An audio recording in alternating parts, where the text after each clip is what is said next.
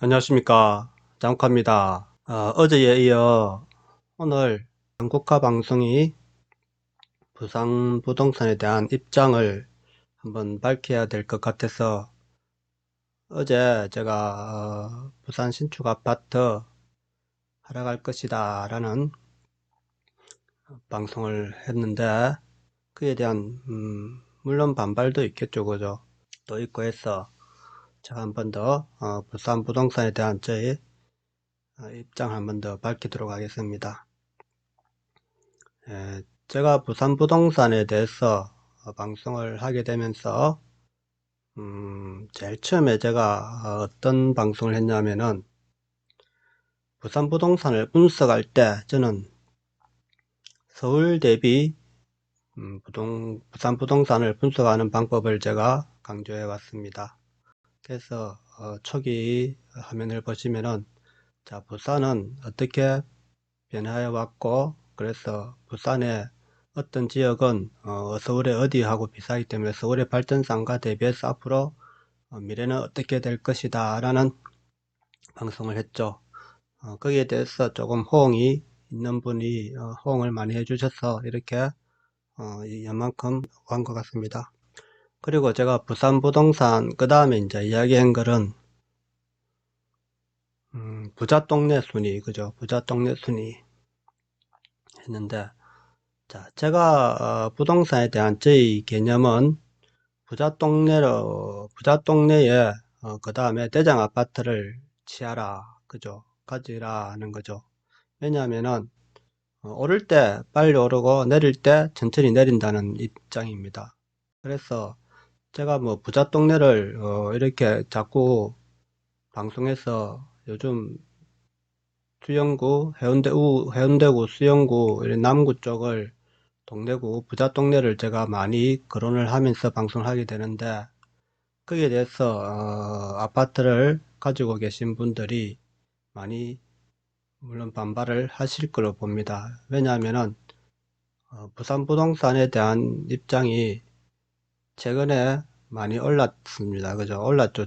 우리가 원래는 부산 부동산이 오를 타이밍이 아닌데 조중동 조정지역이 작년 10일 해제되면서 갑자기 상승을 하는데 저는 그 원인을 해운대 LCT가 그때 입주하는 11월달 입주하는 시기와 맞물려 갖고 어떤 약간의 작전 세력하고 맞물려서 부산 부동산을 띄우기 작업이 들어가지 않았나 하는 쪽으로 저는 파악을 했습니다. 그걸 미리 파악해서 여러분들에게 알려준 것이죠. 수동 조정지 해제라는 호재가 만났기 때문에 상승을 안 할 수가 없는 것입니다. 하지만 그 상승이 어떤 부산 전역으로 확대되는 계속해서 이어질 상승이 아니고 LCT 입주 시점 맞물려 투기 세력과 함께 부산 지역에 대한 깜짝 상승에 불과할 것이다 라는 방송을 해왔죠. 그래서 그것이 2, 3월 달을 그치면서 최근에는 하락세로 돌아선 아파트들도 많이 있고 신축 아파트들도 물론 아무래도 계속해서 신축 아파트는 상승하는 아파트도 있습니다. 하지만 그 아파트들이 거래 건수가 한 건, 두 건 우리가 대세장은 아니라는 거죠. 대세장이면은 상당히 많은 사람들이 거래가 돼야 되겠죠. 그죠? 그런데 거래가 안 되고 있지 않습니까? 그죠? 한 건, 두 건 이렇게 거래되면서 계속해서 가격이 오른 아파트 몇 군데 있습니다. 몇 군데 있지만은 대체적으로 3, 4월 기준으로 하락세를 하고 있다는 것입니다. 하지만 아직까지 그런 아파트를 매수하는 분이 나오죠, 한 번씩. 그죠? 그런 분들은 보통은 이제 부동산에 가서 상담을 해보면은 계속 오른다는 이야기를 하기 때문에 그런데 속아 넘어갔거나 안 그러면 꼭 필요한 사람, 그죠? 내가 이 아파트를 꼭 갖고 싶은 사람 아니면은 부동산에 상승한다는 계속 그런 이야기에 속아갖고 넘어갈 수밖에 없는 거죠. 그 다음 저는 이제 부동산을 선택할 때 부산 부동산은 특히 선택하는 기준이 뭐냐 하면은 일단 평지를 해야 됩니다. 부산은 평지. 오르막이 있는 아파트들은 언젠가는 하락세에 가면은 먼저 하락할 것이라는 제가 이야기를 했고, 그 다음에 중요한 것이 역세권이라 봅니다. 역세권. 자, 교통의 중심지라고 봅니다. 교통이 좋지 않으면 어떤 아파트들도 크게 상승장을 가지 못한다는 거죠. 그 다음, 세 번째가 초품화를 해야 된다는 거예요. 초품화. 초등학교를 품은 아파트가 왜 상승세를 탈 수 있느냐. 부동산을, 아파트를 살 때 가장 많이 처음 구매하는 시기가 보통 30대, 그죠? 30대 후반. 이쯤 돼서 가장 많이, 구매를 하기 때문에 보통 이제 초등학교를 근거지로 자녀들이 초등학생일 때 많이 이제 집을 구하게, 아파트를 사게 됩니다. 원래 신혼부부일 때보다 요즘은 신혼부부 때부터도 뭐 많이 구하지만은 초등학생을 기준으로 초등학교가 하기 때문에 초등학교가 가까이 있는 아파트들이 한번 정하게 되면은 거기서 고등학교를 졸업할 때까지는 거의 대부분 그 지역을 떠나지 않는다는 것입니다. 그래서 보통은 초등학교를 품고 있어야 한다는 거고, 그 다음에 이제 상권이 이제 발달된 지역이 돼야 됩니다. 물론 이제는 직장이라는 게 많이 사라져 가지고 이제는 근거리 상권에서 일하시는 분들이 많아졌다고 봅니다.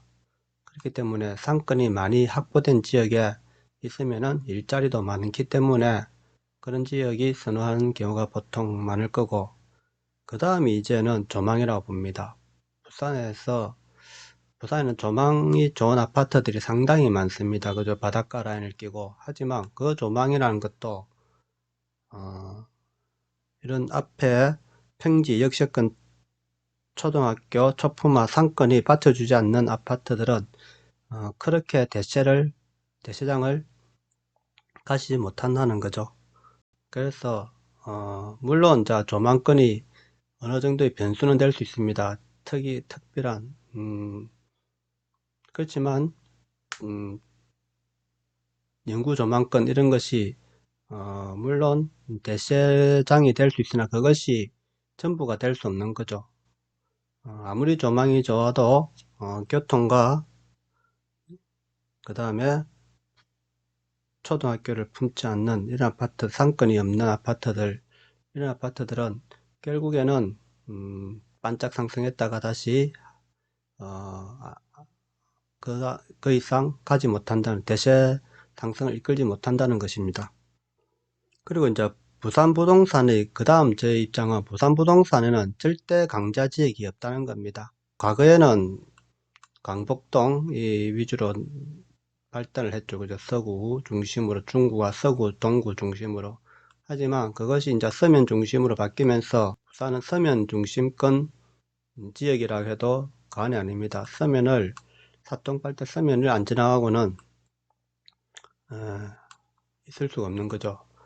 하지만 센텀이 발달하면서 갑자기 동네 지역이 발전하게 돼. 왜냐하면은 서면을 거치지 않고 들어올 수 있는 지역이 동네를 거쳐 해운대로 갈 수 있는 이 길이 가장 많은 이제 활동을 하게 되는 거죠. 그러다 보니까 당연히 과거에 동네가 명문 학군 지역으로서도 인기가 있었지만은 교통 면에서도 요즘은 전철 역세권이 복합 역세권이 생기면서 동네와 연산, 사직, 그죠? 이런 쪽이 다시 상승하게 되어 있는 거죠. 동네 거제 사직, 그죠? 동네 거제 사직이 교통 중심지로서 발달을 하게 되어 있는 거죠. 그런데 제가 누누이 말했지만은 센텀이 지금은 부산의 강남이라고 초창기에부터 이야기했죠. 그래서 이 센텀을 아직까지는 센텀이 강남 역할을 할 수 있습니다. 하지만 이 센텀 지역이 발달된 상권 지역이 되다 보니까 상당히 많은 서울의 강남이 발달하듯이 많은 그런 역할들을 하게 되었습니다. 하지만 강남 삼성동, 그죠? 삼성동하고 저는 닮았다고 보는 거죠. 강남 삼성동, 엑스코하고 이런 무역센터들이. 하지만 부산에는 연제 쪽에 거제 법변타운은 또 연제 거제 지역이 있고, 그다음 상권의 가장 중심지는 서면에 있기 때문에 세 개가 맞물린다고 봐야 됩니다. 그래서 저는 이 삼각 구도를 형성하고 있는데, 지금까지는 센텀이 조금 더 강한 바다를 끼고 있기 때문에, 근처 바다를 끼고 있기 때문에 센텀이 조금 더 강한 위치를 차지하고 있다 보고 있습니다. 하지만 미래에는 어디로 가겠냐 하면은 북한이 이제 앞으로 주목을 받을 것입니다. 바다를 끼고 있고, 대대적으로 발전시키면은 이 북한이 상당히 보기 좋은 환경으로 저는 바뀔 거로 봅니다. 그래서 센텀을 넘을 수 있는 지역일 수도 있다고 봅니다. 그리고 다시 교통 중심지인 서면의 철도 기지창들이 이런 것들이 제거되고 동서고가도로에 이제 지하를 하면서 상당히 주위 환경이 개선되다 보면은 다시 서면으로 올 수 있고, 이것이 또 발전되다 보면은 저는 구포 지역, 북부 지역으로 다시 가고, 그 북부 지역이 발전된 후에 강서 지역이 발달되지 않을까 하는 이런 미래를 생각하고 있습니다. 그리고 저희 모토는 부동산의 모토는 경제 자윤이 되자는 겁니다. 부동산을 저는 주택 아파트 투기로 해서 자꾸 우리가 돈을 벌려고 하는 사람들이 많이 있는 것으로 보입니다. 물론 이런 세력들은 끊임없이 쫓아다니면서, 제가 한번 이런 이야기 했죠. 그죠? 부산에도 투기꾼이 있다 해가지고 LG 메트로부터 해서 그 다음에 포스코, 이런 과거 한 20년 전부터 생긴 이런 투기꾼들이 생겼죠. 부산에도. 물론 그전에도 있었겠지만은 집단적으로 제가 이제 보고 느낀 사항들이죠. 제가 부동산 관련 일을 하면서 센텀 포스코, 그 다음에 이제 이런 한번 실패한 적도 있죠. 그죠? 이렇게 이제 5, 6도 SK가 그죠? 실패했고, 그죠? 그 다음 LG 메트로도 상승하다 쭉, 그 다음에 마린시티, 지금은 중동 LCT가 들어옴으로 해서 중동 지역이 가장 많이 투기꾼들이, 부동산 투기 세력들이 들어가 있다. 그리고 민윌락소변공원에도 한때는 또 많이 들어갔습니다. 하지만 교통이 받쳐주지 않기 때문에 상승을 못한 거죠. 그래서 이제 지금 해운대 쪽, 중동 쪽으로 많은 세력들이 가 있다고 봅니다. 그래서 제가 방송에 이런 신규 아파트들이 이렇게 제값을 할 수 없다. 상승장이 아니다는 것이, 저는 부산 아직 상승장이 아니기 때문에 이런 신축의 아파트 깜짝지근 상승하고 있는 것은 결국에는 무너질 것이다. 그거는 정책에 의한 호재에 의해서 갑자기 올란 것이지, 사실 이 정부가 부동산을 규제를 한다면서 부산 선거 전에 갑자기, 그죠? 그리고 LCT에 입주하는 시점에 맞춰서 갑자기 부산 조중동을 해제를 했습니다. 조중동을. 그거는 약간 정치적인 정책이라고 볼 수 있는 거죠. 이제 선거에 의한 정책이라고 볼 수 있는 거고, 그 다음에 LCT의 로비, 그죠? 로비에 의한, 부동산 업계의 로비에 의한 그런 조중동 조정지역이 해제된 걸로 저는 판단하고 있습니다. 그래서 이런 인위적인 상승을 일으킨 거는 결국에는 다시 원상 회복한다는 것이죠. 저는 그래서 경제 자윤이 되자는 것인데, 저희 모토가 저는 이제 수익형 부동산 투자를 이제 해야 된다는 것입니다. 우리가 우리가 집을 한 채 갖고 있으면은 너무 집에 집착하지 말고 나머지 여유 또는 우리가 수익형 부동산으로 노후에 대비하자는 겁니다. 우리가 요즘 은퇴 시기가 물론 50대 넘어서 하면 좋겠지만은 45세라고 합니다. 45세. 45세부터 우리가 은퇴 준비를 해야 되는 겁니다.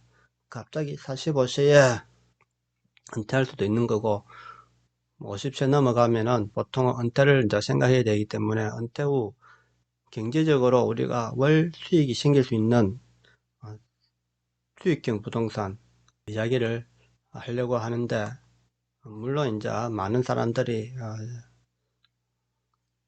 관심 있는 부분은 아파트이기 때문에 지금 제가 아파트에 관한 이야기를 많이 하고 있습니다. 하지만 간혹 가다가 이제 수익형 부동산 이야기도 하고 경제 자유인이 되자는 이런 이야기도 하고 있기 때문에 그런 분야에도 좀 많이 관심을 가져주시고 해주시면 감사하겠습니다.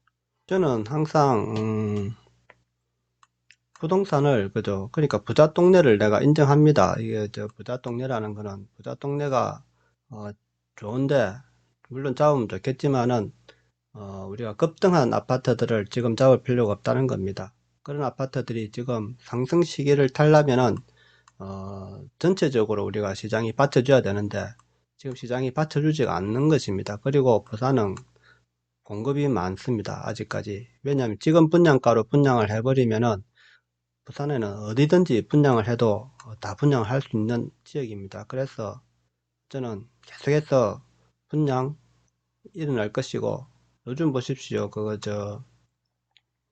지역조합도 그저 많이 분양되고 있지 않습니까? 우리가 평지, 상업지에 또 그렇고, 이제 재개발 지역이 아닌 지역조합들이 많이 지금 하고 있습니다.